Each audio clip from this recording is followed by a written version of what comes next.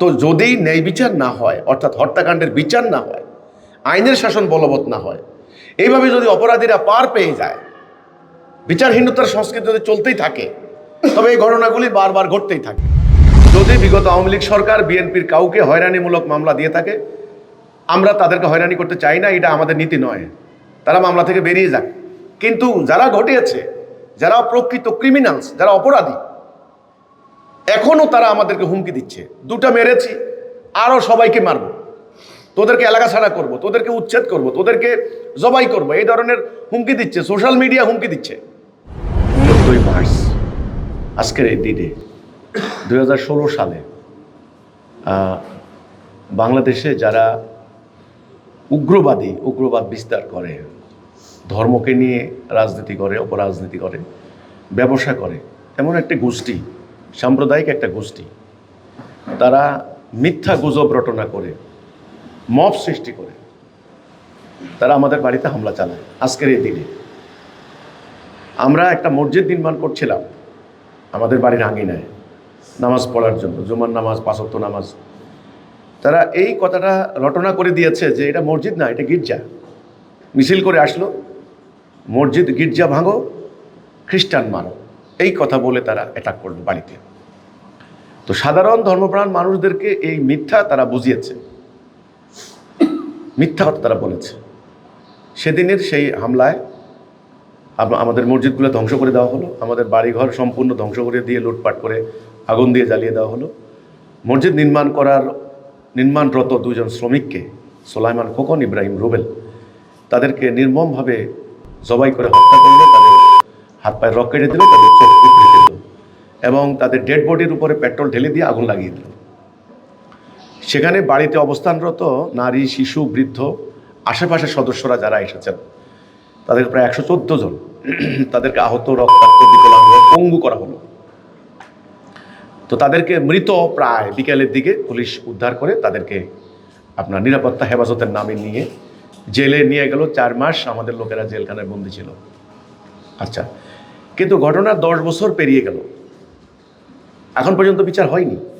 একটা আসামিও কিন্তু বিচারের আওতায় আসে নাই। একজন আসামিকেও একদিনের জন্য রিমান্ডে দেওয়া হয়নি।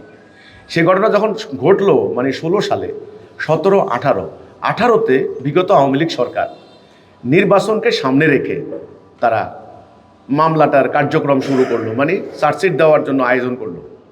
কিন্তু আমরা পরে বুঝতে পেরেছি এটা আওয়ামী লীগ সরকার মূলত রাজনৈতিক স্বার্থে ব্যবহার করার জন্য আমাদের নিরপরাধ 2 জন সদস্যকে তারা বলির পাঠা হিসাবে ব্যবহার করেছে। তারা কোথায় বিএনপির লোকদেরকে এনে, কোথায় কোন জামাতের লোকদেরকে এনে তাদেরকে মামলার মধ্যে আসামি করে চার্জশিট দিয়েছে। ঘটনায় কিন্তু বিচার হয়নি। এখন পরবর্তীতে ইন্টারিম এসে রাজনৈতিক মামলা বিবেচনায় 4টি মামলা প্রত্যাহারের জন্য আদেশ দিল, সরকারের নির্বাহী আদেশ। আমরা এই ঘটনার প্রতিবাদ জানাচ্ছি। ঘটনাটা ঘটলো, নির্দোষ, নিরপরাধ, আমরা কোনো অন্যায় করি না, কারো বাড়িতেও যাইনি, আমাদের বাড়িতে আমরা মসজিদ বানাচ্ছি, আমরা নামাজ পড়বো, আমরা আমাদের কার্যক্রম করব, তাদের কারো কোনো আপত্তি থাকার কথা নয়। এখানে 2টা লোককে জবাই করলো, ঘটনা ঘটলো, হত্যাকাণ্ড হলো, বাড়ি আগুন দিয়ে জ্বালিয়ে দিল, রক্তাক্ত করলো। এই ঘটনাটা কারা ঘটিয়েছে, কারা টাকা দিয়েছে, কারা ইন্ধন দিয়েছে, তাদের নাম আমরা সন্দেহ করে 2009 সালেও কিন্তু এখানে 8টা বাড়ির দ্বারা আগুন দিয়েছে। ওই লোকগুলাই কিন্তু পরবর্তীতে এই ঘটনা ঘটিয়েছে। কাজে আমরা এদের নাম উল্লেখ করে আগের দিন আমরা থানায় জিডি করেছি, আগের দিন আমরা এসপি অফিসে নাম জমা দিয়েছি। সুতরাং এই কথা বলার কোনো সুযোগ নাই। গ্রামবাসী, গণপিটুনি কারা করেছে আমরা জানি না, এটা কোনো বলার কোনো সুযোগ নাই, কারণ আসামিরা চিহ্নিত, তাদেরকে আমরা চিনি, জানি, আমাদের আশেপাশে তাদের বাড়িঘর, নাম ঠিকানা সব আমরা জমা দিয়েছি। আগে থেকে আমরা জানি এরা ঘটাবে। তো কাজেই এই ঘটনা তারা যারা ঘটালো, 10 বছর হয়ে গেল। আজকে আমরা সংবাদ সম্মেলন করছি এখানে, সাংবাদিকদের সামনে আমি এই হত্যাকাণ্ডের বিচার চেয়েছি এবং আসামিদেরকে দ্রুত আইনের আওতায় এনে তাদেরকে দৃষ্টান্তমূলক শাস্তি দাবি করছি। তা না হলে আইনের শাসন বলে কিছুই থাকবে না। এখন সরকার যে নির্বাহী আদেশ বলে যে মামলাগুলি প্রত্যাহার করার আদেশ দিয়েছেন, সরকার বলছেন, কেউ কেউ বলছেন যে এগুলা রাজনৈতিক হয়রানিমূলক মামলা হয়েছে। হ্যাঁ, হতে পারে, সেটা দায় আমাদের না, সেটা আওয়ামী লীগের দায়। আওয়ামী লীগ সরকার যদি কাউরে হয়রানিমূলক মামলা করে থাকে সেগুলো নির্বাহী আদেশ বলে প্রত্যাহার হলে আমার কোনো আপত্তি নেই, কিন্তু এই মামলার তদন্ত হয়ে মামলা হওয়া দরকার এবং আইনি প্রসিডিউর মোতাবেক লিগ্যাল প্রসিডিউর অনুসরণ করে যারা এই ঘটনাটা ঘটিয়েছে, যাদের নামে আমরা সুনির্দিষ্টভাবে অভিযোগ করেছি, তাদেরকে অবিসম্ভাবী রূপে মামলা আবার চার্জশিটে অন্তর্ভুক্ত করার জন্য আমি আহ্বান জানাচ্ছি। আমি আবার বলছি, যদি বিগত আওয়ামী লীগ সরকার বিএনপির কাউকে হয়রানিমূলক মামলা দিয়ে থাকে, আমরা তাদেরকে হয়রানি করতে চাই না, এটা আমাদের নীতি নয়। তারা মামলা থেকে বেরিয়ে যাক, কিন্তু যারা ঘটিয়েছে, যারা প্রকৃত ক্রিমিনালস, যারা অপরাধী, এখনও তারা আমাদেরকে হুমকি দিচ্ছে, দুটা মেরেছি আরও সবাইকে মারব, তোদেরকে এলাকা ছাড়া করব, তোদেরকে উচ্ছেদ করব, তোদেরকে জবাই করব, এই ধরনের হুমকি দিচ্ছে। সোশ্যাল মিডিয়া হুমকি দিচ্ছে প্রতিনিয়ত। তারা বিভিন্ন ধর্ম ব্যবসায়ীদেরকে ভাড়া করে এনে এই যে আশেপাশের গ্রামগুলিতে, আপনার ভোগই, কাশীপুর, আপনার হচ্ছে আপনার ইয়ে চাটখিল, এই সাইকচাইল, এই জায়গাগুলিতে, আপনার সেনবাগ, সোনাইমণি, এই সমস্ত জায়গায় মহফিল করে করে এখনও আবার উস্কানি দিচ্ছে সে ধরনের ঘটনা ঘটানোর জন্য। তো যদি ন্যায় বিচার না হয়, অর্থাৎ হত্যাকাণ্ডের বিচার না হয়, আইনের শাসন বলবৎ না হয়, এইভাবে যদি অপরাধীরা পার পেয়ে যায়, বিচারহীনতার সংস্কৃতি যদি চলতেই থাকে, তবে এই ঘটনাগুলি বারবার ঘটতেই থাকবে। আমরা খালি সংবাদ সম্মেলন করতেই থাকবো। এখানে যে ক্ষতিগ্রস্ত পরিবারগুলি, যাদের মানুষ মারা গিয়েছে, মার্ডার হয়েছে, খুন হয়েছে, শহীদ হয়েছেন, তাদের বাবা মা এখনো জীবিত আছেন, তারা সন্তানের বিচারের অপেক্ষায় বসে আছেন, তাদের বাড়িতে লাশ গিয়েছে, অর্ধপোড়া লাশ, পুলিশ যখন উদ্ধার করে গিয়েছে। এটা সহ্য করার মতো না। কেন? এটা তো কোনো অন্যায় করে নেই। স্বাধীন বাংলাদেশে প্রতিটা নাগরিকের কথা বলার অধিকার, বাক স্বাধীনতা, মানবাধিকার, এটা বলবৎ করা হয়েছে। এখানে এসে বারবার হামলা করা হবে, এটা কোনোভাবে গ্রহণযোগ্য নয়। কাজে আজকের এই সংবাদ সম্মেলনের মাধ্যমে আমি এটার প্রতিবাদ জানিয়েছি এবং কতগুলি সুনির্দিষ্ট দাবি করেছি।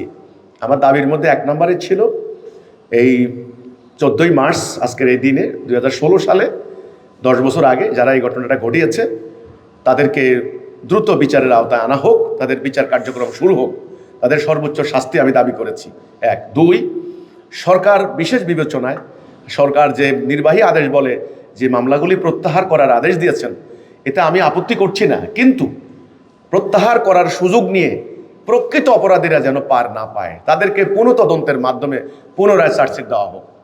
আমরা তো, আমাদের বাদীরা তো এখনো আছে, বাদীগুলি তো মরে যায়নি, সুতরাং মামলার কার্যক্রম শুরু করা হোক, আসামিদেরকে অন্তর্ভুক্ত করে নির্দোষ লোকগুলি পার পেয়ে যাক, সেটা আমার কোনো আপত্তি নেই। 3 নম্বরে আমি দাবি করেছি, এখন পর্যন্ত যারা আমাদেরকে হুমকি দিয়ে যাচ্ছে, তাদেরকে চিহ্নিত করে আমরা তাদের ব্যাপারে প্রতিনিয়ত সাবধানা করছি, জিডি করছি, সরকারকে জানাচ্ছি, তাদেরকে ব্যাপারে আইনের আওতায় এনে তাদেরকে শাস্তি কার্যকর করা হোক। তারপর আমরা বলেছি, ক্ষতিগ্রস্ত পরিবারগুলিকে সরকার যেন পুনর্বাসন করেন, সহযোগিতা করেন, সে দাবি আমরা করেছি। তো এই হচ্ছে আমাদের আজকের এই সংবাদ সম্মেলনের মূল দাবি। 2016 সালে 14ই মার্চে অত্যন্ত নির্মমভাবে আমাদের 2 জন সদস্যকে হত্যা করা হয়, বাড়িঘর আগুন দিয়ে জ্বালিয়ে দেওয়া হয়, তাদেরকে পৈশাচিকভাবে এখানে নারকীয় তাণ্ডব চালানো হয়। ধর্মের নামে উগ্রবাদী একটা গোষ্ঠী মব সৃষ্টি করে, মিথ্যা কথা বলে, গুজব রটনা করে, যেটা আমরা বলি নাই, যেটা আমরা করি না, এমন এমন গুজব রটনা করে দিয়ে এখানে তাণ্ডব চালানো হয়। এই ঘটনায় আমরা আজকে সংবাদ সম্মেলন করেছি। আমরা অপরাধীদেরকে আইনের আওতায় আনার জন্য আমরা দাবি জানিয়েছি।